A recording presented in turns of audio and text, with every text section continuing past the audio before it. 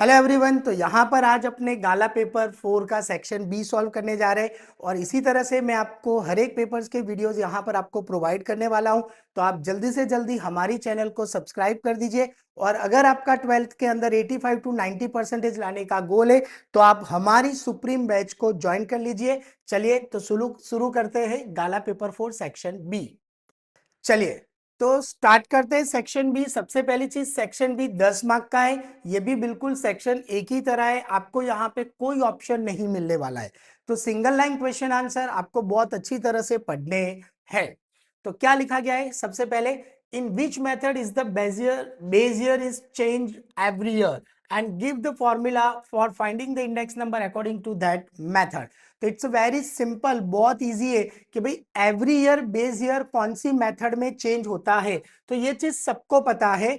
In chain base method base year is change every year, कि chain base method में जो base होता है वो एवरी ईयर चेंज होता है। और चेन बेस इंडेक्स नंबर का फॉर्मूला है price of the current year divide by price of the previous year into 100। तो it's a very simple formula. आप ऐसे भी याद रख सकते हो, current year divide by previous year into 100। चलो now next, what will be the sign of R if the value of covariance is negative. देखो आंसर क्वेश्चन में ही आंसर है कि अगर कोवेरियंस नेगेटिव है तो आर की साइन क्या होगी। तो but obviously it's also negative. Why, क्यों, वाई वो भी मैं बता देता हूं। The sign of R is negative because of R find out करने का एक फॉर्मूला है covariance of X Y upon S X into H Y and we know that if the numerator are negative because of denominator तो यहाँ पे कभी minus में होगा ही नहीं, इट्स ए स्टैंडर्ड डिविएशन और standard deviation never comes negative. तो न्यूमरेटर अगर आपका माइनस में है तो आर की वैल्यू भी किस में आएगी, माइनस में। 23, what are a constant of a and b in regression line y cap equal to a plus bx। तो a plus bx में a और b क्या होता है in regression line. The constant of a, it's called a intercept, and b, it's called a regression coefficient।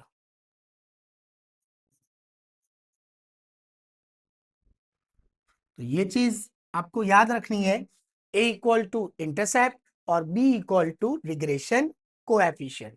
चलिए now next, state the main limitation of the graphical method in a time series.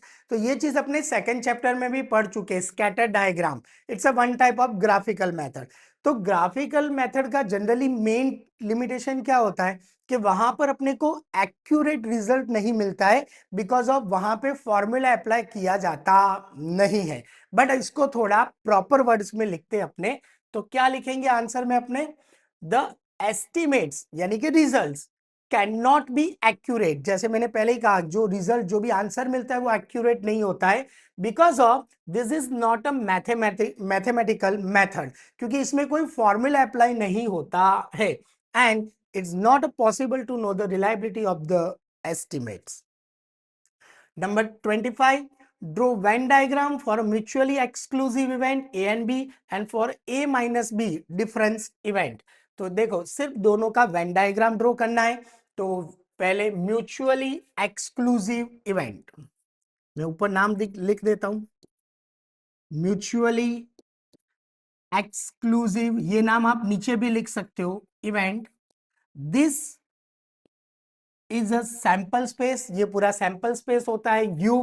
Mutually exclusive event की definition क्या होती है, suppose A and B are any two event of the finite sample space and the event A and event B does not occurs together.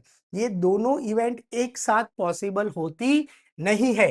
तो इसका मतलब यहां पे ये होता है, here A intersection B equal to null set.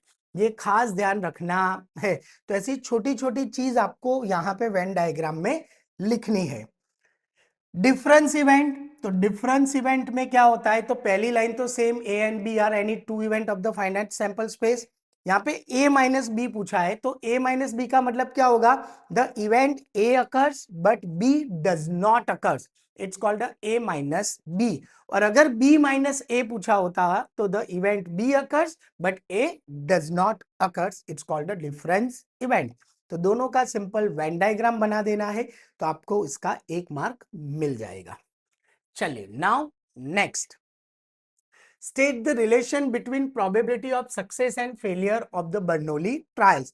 तो ये उसकी प्रॉपर्टीज है, और उसकी प्रॉपर्टी नंबर 3, प्रॉपर्टी नंबर 3 में लिखा गया है कि probability of success and failures are mutually exclusive and exhaustive event. दोनों की प्रोबेबिलिटी अपने लिए mutually exclusive and exhaustive event होती है। Therefore P plus Q equals to 1। ये खास ध्यान रखना है कि भाई दोनों की प्रोबेबिलिटी का टोटल हमेशा 1 होता है।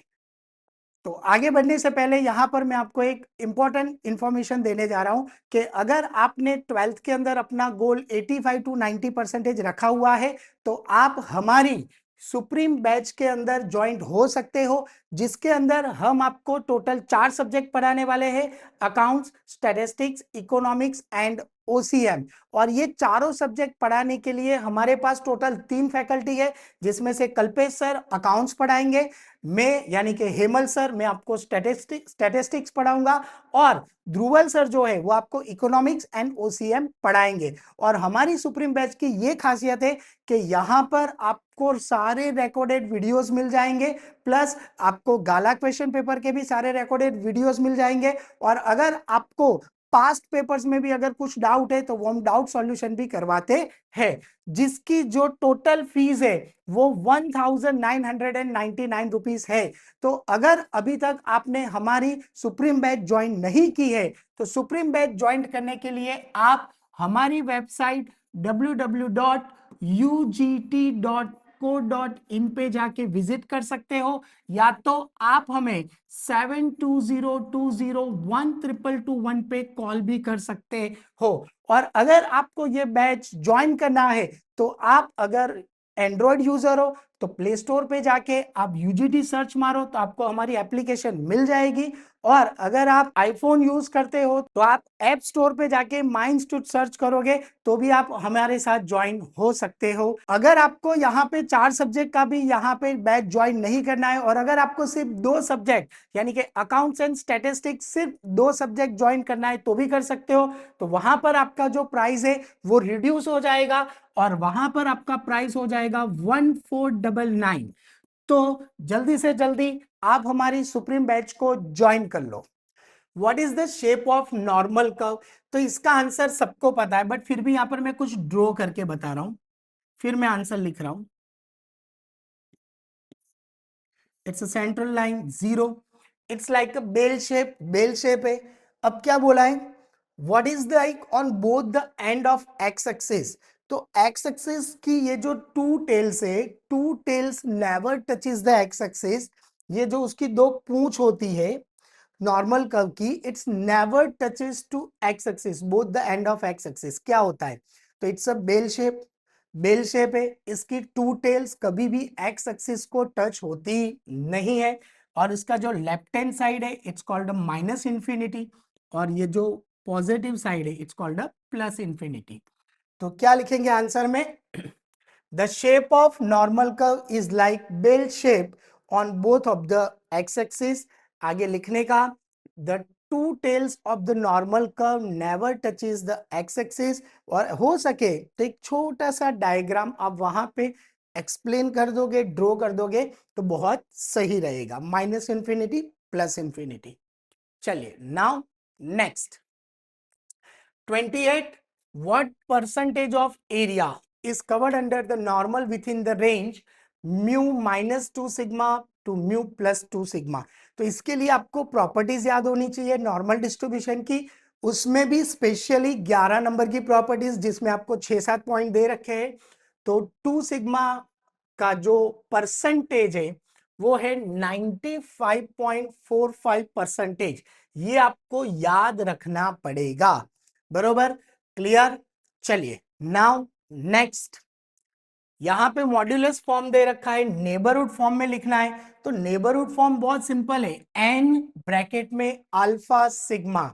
तो अपना जो मॉड्यूलस फॉर्म है वो इस तरह से होता है, x minus alpha less than sigma, sorry delta. तो अल्फा इक्वल्स टू 10 और डेल्टा इक्वल्स टू 1/10। तो ये हो गया अपना नेबरहुड फॉर्म।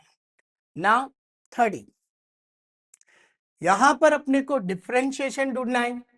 तो डिफरेंशिएशन इक्वल्स टू 7x², तो x के पावर में 2 है जो सबसे पहले आगे मल्टीप्लाई में आएगा, तो 2 7 14, और x पावर में से 1 माइनस हो जाएगा, तो 2 माइनस 1 1, माइनस x का डिफरेंशिएशन 1 होता है, तो 6 1 6, और कांस्टेंट कांस्टेंट का डिफरेंशिएशन ऑलवेज 0 होता है। तो यहां पर अपना सेक्शन बी फिनिश्ड होता है। तो इसी तरह से आपको अगर सारे वीडियोस यहाँ पे देखने हैं तो हम आपको प्रोवाइड करेंगे। तो उसके लिए आप जल्दी से जल्दी हमारी चैनल को सब्सक्राइब कर दीजिए। Thank you so much.